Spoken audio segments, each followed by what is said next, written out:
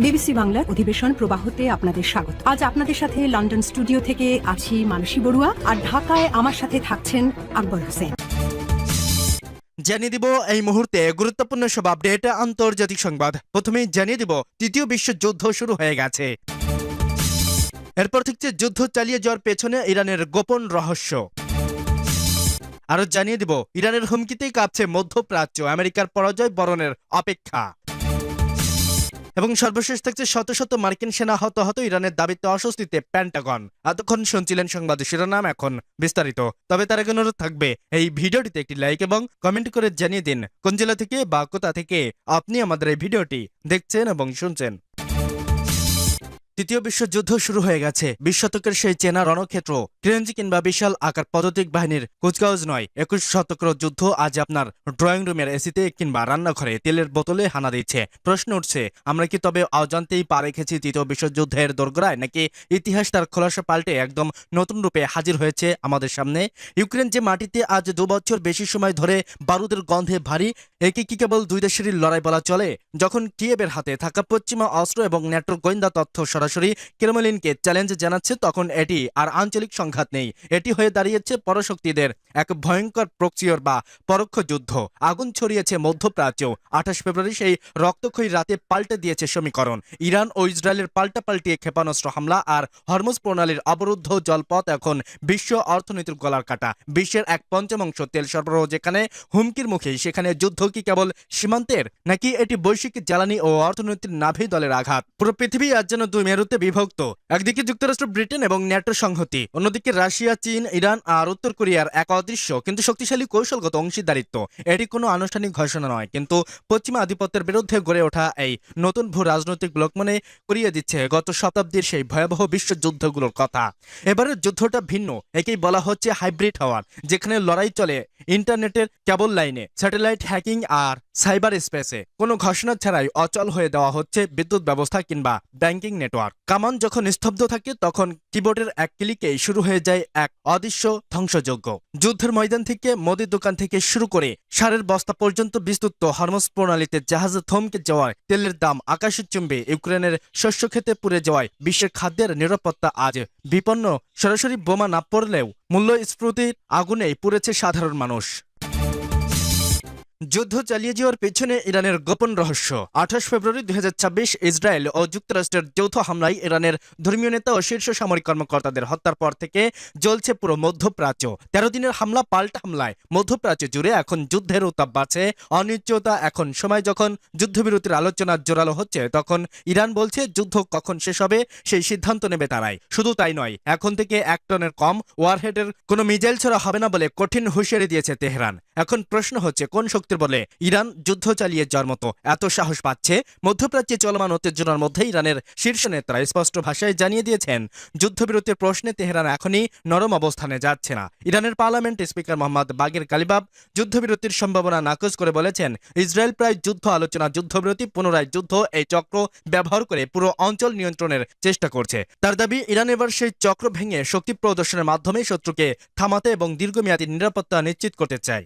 একই সুরে ইরানের সর্বোচ্চ নিরাপত্তা পরিষদের সেক্রেটারি আলী লারিজানি বলেছেন, যুক্তরাষ্ট্র ও জায়নবাদী শাসক গোষ্ঠীর ইরানি জাতির হৃদয়ে আগুন জ্বালিয়েছে, আমরা তাদের হৃদয় পুড়িয়ে দেব। আমরা জায়নবাদীর অপরাধীর ও নির্লজ্জ আমেরিকানদের তাদের কাজের জন্য অনুশোচনা করতে বাধ্য করব। অন্যদিকে আইআরজিসির মুখপাত্র ব্রিগেডিয়ার জেনারেল আলী মোহাম্মদ নায়েনি ট্রাম্পের বক্তব্যকে মিথ্যা আখ্যা দিয়ে বলেন, সাম্প্রতিক অপমানজনক পরাজয়ের পর ভুয়া সামরিক সাফল্যের গল্প তৈরি করার চেষ্টা করছেন ডোনাল্ড ট্রাম্প। নায়েনের ভাষায়, এই যুদ্ধের সমাপ্তি কবে হবে তা ঠিক করবে ইরানি। তবে পররাষ্ট্রমন্ত্রী কাজেম গারিদারি জানিয়েছেন, তেহরান ও যুদ্ধবিরতি চায়, কিন্তু তার প্রথম শর্ত হলো আগ্রাসন স্থায়ীভাবে বন্ধ হতে হবে। শুধু তাই নয়, ভবিষ্যতে যুক্তরাষ্ট্র আর কোনো হামলা চালাবে না, এমন আন্তর্জাতিক নিশ্চয়তাও তেহরান চায়। ইরানের হুমকিতে কাঁপছে মধ্যপ্রাচ্য, আমেরিকার পরাজয় বরণের অপেক্ষা। ইরানের সাথে যুদ্ধ অনেকটাই হাঁপিয়ে উঠছে হোয়াইট হাউস। তাই হরমুজ প্রণালীতে ইরানের নৌবাহিনীর সব স্থাপনাকে নরক বানিয়ে দেওয়ার ঘোষণা দিয়েছেন প্রেসিডেন্ট ডোনাল্ড ট্রাম্প। প্রাপ্তির চেয়ে খরচের পাল্লা ভারী হওয়ায় ইসরায়েলকে 1 সপ্তাহের মধ্যে অভিযান শেষ করার আভাস দিয়েছে হোয়াইট হাউস। তবে তেহরান বলছে, শর্ত মানা না হলে কোনো ছাড় নেই। তাদের হামলায় দিশেহারা আরব জোটের সাথে ওয়াশিংটনের সম্পর্ক ত্বরান্বিতে উপায় না দেখে জাপান ঘাঁটি থেকে আরও 2500 সেনা পাঠানোর প্রস্তাব দেখাচ্ছে পেন্টাগন। প্রতিক্রিয়ায় জাপানের জলসীমায় কৌশলগত ক্ষেপণাস্ত্র ছোড়ে উত্তর কোরিয়া।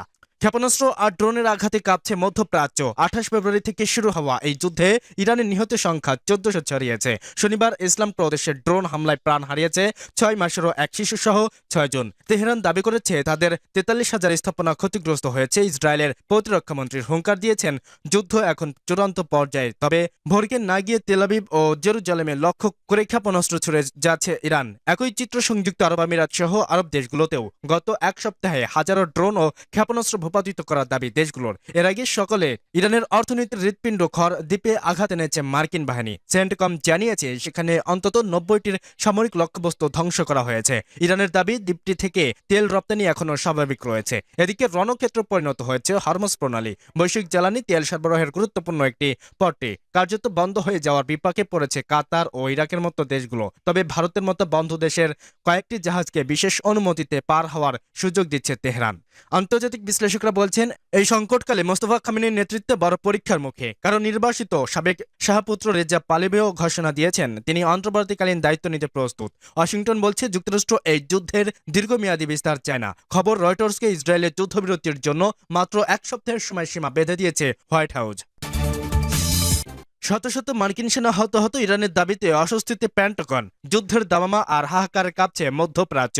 গত 28 ফেব্রুয়ারি থেকে শুরু হওয়া মার্কিন ইসরায়েল বনাম ইরান যুদ্ধ এখন এক চরম অনিশ্চয়তার মুখে। সংঘাতের শুরু থেকে এ পর্যন্ত 13 জন মার্কিন সেনা প্রাণ হারিয়েছেন বলে নিশ্চিত করা হয়েছে, যা ওয়াশিংটনের কপালে দুশ্চিন্তার ভাঁজ আরও চওড়া করেছে। শুক্রবার সকালে ওয়াশিংটনে পেন্টাগন ব্রিফিং ছিল নাটকীয়তায় ভরপুর। সংবাদ মাধ্যমের মুখোমুখি হয়ে প্রতিরক্ষামন্ত্রী হেক্স সাফ জানিয়ে দেন যুদ্ধ মানেই নরক, যুদ্ধ মানে চরম বিশৃঙ্খলা। কিন্তু যুদ্ধের এই নরকাণ্ডিতে ঠিক কতজন মার্কিন সন্তান প্রাণ হারিয়েছে সেই নির্ভুল তথ্য দিতে গিয়েই বাধে বিপত্তি। উপস্থিত সাংবাদিকরা যখন একের পর এক প্রশ্ন তুলছিলেন যে ঠিক কতজন হতাহত হয়েছে এবং কোথায় তারা প্রাণ হারিয়েছে, তখন কিছুটা থতমত খেয়ে যান হেক্সের প্রশ্নের সরাসরি উত্তর না দিয়ে তিনি তাকিয়ে থাকেন joint chief of staff chairman ভান কাইনের দিকে। পেন্টাগনের ভেতরে যে তথ্যের সমন্বয় নিয়ে এক ধরনের অস্বস্তি কাজ করেছে তা এই নীরবতাতে স্পষ্ট হয়ে ওঠে। চেয়ারম্যান ভ্যান কাইন দায়িত্ব নিয়ে কথা বলতেই শুরু করলেও তার ধোঁয়াশা আরও বাড়িয়েছে। তিনি জানান কুয়েতে, জর্ডান এবং